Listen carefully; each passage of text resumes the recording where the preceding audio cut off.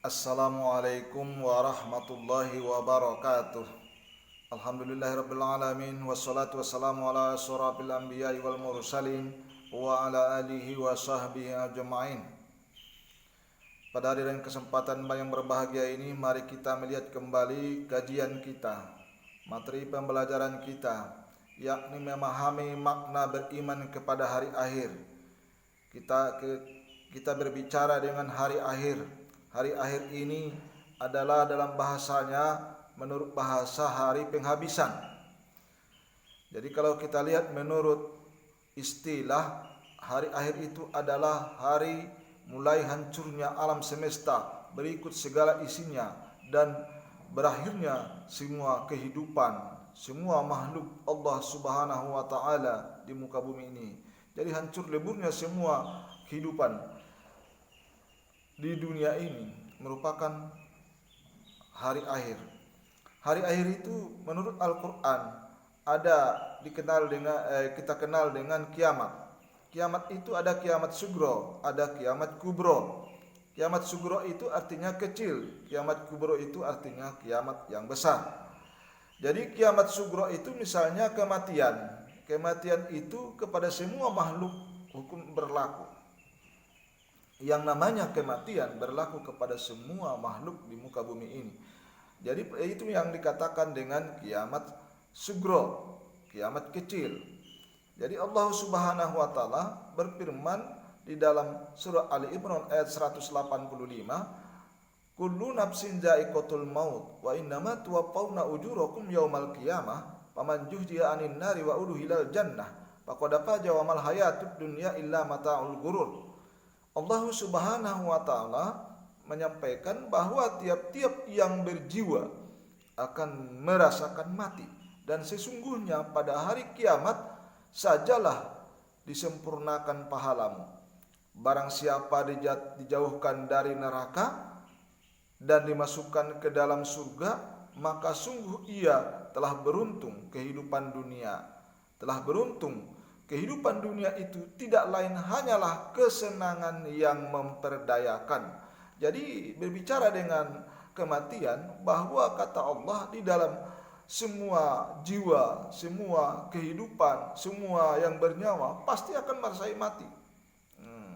Jadi sudah hukum Allah, sudah maklumat Allah, sudah janji Allah bahwa semua yang bernyawa pasti mati, siapapun. Karena itu kita kalau dikaji dengan kesederhanaan saja, kita tidak pantas melaku sombong, tidak pantas melaku merasa hebat dan lain sebagainya. Karena kita semua akan mati. Ada yang lebih hebat, itulah Allah Subhanahu wa taala.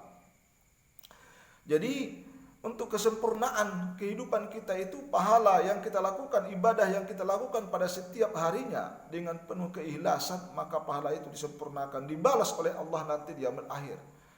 Tapi cerita dengan cerita balas itu bukan saja sebenarnya di hari akhir dibalas Allah.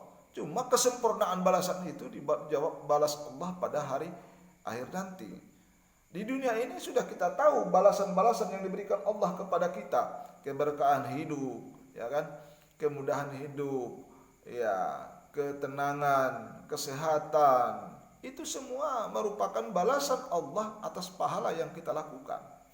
Tetapi itu baru sedikit daripada balasan itu. Maka dikatakan Allah di dalam Ali Imran ini jelas bahwa kesempurnaan pahala itu nanti di yaumil akhir, di hari kemudian. Nah, terus Allah Subhanahu wa taala dalam ayat ini menyampaikan bahwa kehidupan ini, dunia ini adalah metafora. Di dunia ini adalah hanyalah kesenangan. Dunia ini melalaikan kita. Dunia ini memperdayakan kita untuk lalai mengingat Allah. Jadi karenanya apabila kita senantiasa mengingat kematian, maka kita akan senantiasa waspada. Maka kehidupan dunia ini tidak akan dapat memperdayakan kita. Tetapi kalau kita jarang mengingat kematian, kemungkinan besar kita akan lupa. Kita akan lupa tentang bahwa diri kita akan mati, sehingga kita apa akibatnya? Sehingga kita merasa memiliki semuanya apa yang di bumi ini, apa yang di dunia ini. kita merasa tidak akan mati-matinya. Nah, jadi ini efeknya. Jadi maka Rasul mengatakan, dia menganjurkan agar kita senantiasa ingat mati. Supaya apa gunanya? Supaya kita tetap hati kita ingat kepada Allah Subhanahu wa taala.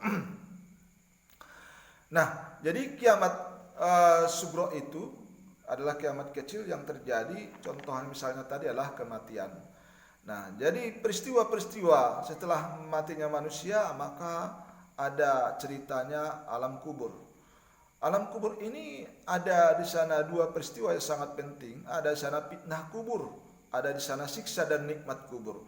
Fitnah kubur itu kalau kita lihat beragam pertanyaan yang ditujukan kepada seorang yang ketika meninggal dunia tentang Tuhannya, agamanya, nabinya, itu ditanya di kubur itu, marrabbuka, manabiyuka, maimamuka, makibalatuka, maihwanuka, dan seterusnya. Akan banyak ditanya di alam kubur itu. Karenanya apa yang terjadi? Bisakah kita menjawab itu? Kalaulah kita tidak iman kepada Allah, tidak melakukan ibadah kepada Allah selama hidup dan kehidupan kita, maka itu akan susah untuk dijawab. Karena itu, apa yang terjadi? Maka dua malaikat yang di alam kubur yang ditugaskan Allah, yang setia kepada kita, setia kepada Allah, maka akan mengajak kita di sana. Maka di sanalah dikatakan ada yang kedua, siksa. Siksa, kena pukullah kita, kena siksalah di sana. Turunlah ataupun akan kita rasakan siksa kubur itu. Jadi kejadian ini kejadian sangat luar biasa terjadi dalam ketika kita masih di alam kubur.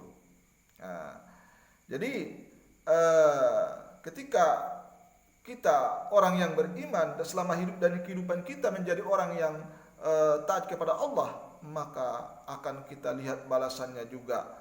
Nikmat kubur itu bagaimana indah dan luar biasanya. Maka orang yang beriman kepada Allah, orang yang soleh, orang yang banyak amal ibadahnya, dia sangat merindukan kematian. Tapi kalau macam kita ini, ya kalau misalnya kalau kita sedikit amalnya, kan kita takut tentang kematian. Ya, kalau ditanya kematian maunya jangan dulu mati awak tuh. Jadi ini kalau kita lihat sifat manusianya, itulah dia yang keluar. Maunya kita hidup, jangan mati-mati. Tapi itu tidak akan mungkin karena sudah janji Allah, kullu nafsin dha'iqatul maut. Setiap yang bernyawa itu pasti mati. Nah, kita lanjut kiamat kubro. Kiamat kubro itu adalah kiamat besar. Jadi tadinya kiamat besar ini terjadinya ataupun hancur leburnya semua hidup dan kehidupan. Jadi peredaran bumi, bagaimana semua planet-planet lainnya semuanya akan hancur semuanya. Maka dibuktikan nanti dengan bagaimana menurut pengetahuan terhadap kejadian hari kiamat itu. Maka Allah Subhanahu wa taala kalau kita lihat di dalam surah At-Takwir ayat 1-3, ija samsu kuwirat wa ijan nujumu kadarat wa ijal jibalu suyirat. Apabila matahari digulung, apabila bintang-bintang berjatuhan, dan apabila gunung-gunung dihancurkan, maka itulah kiamat itu.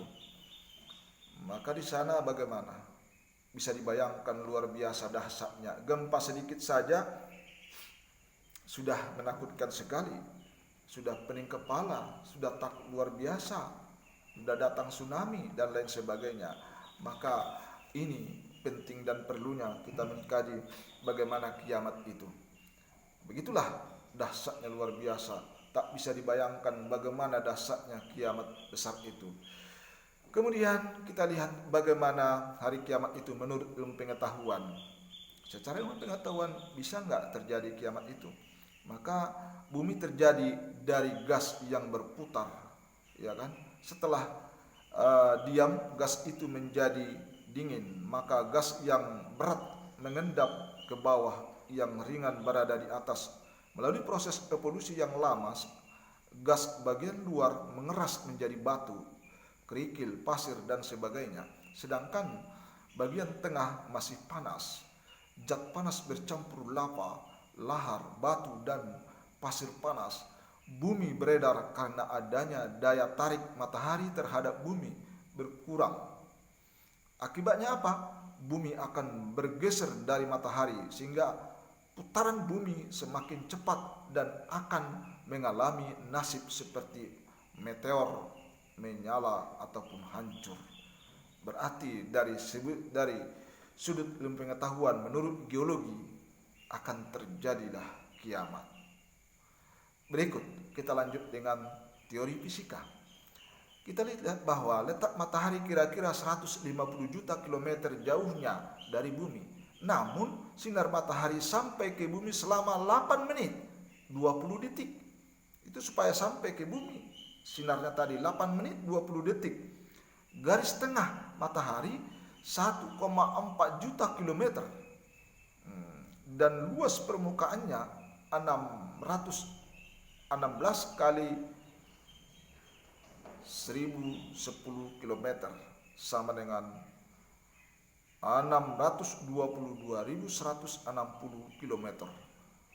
Menurut ahli fisika, ya, energi matahari dipancarkan ke angkasa dan sekitarnya 5,7 kali 1027 kalori sama dengan 553,9 kalori per menit dan mampu menyala 50 miliar tahun dengan panas 15 juta derajat Celcius.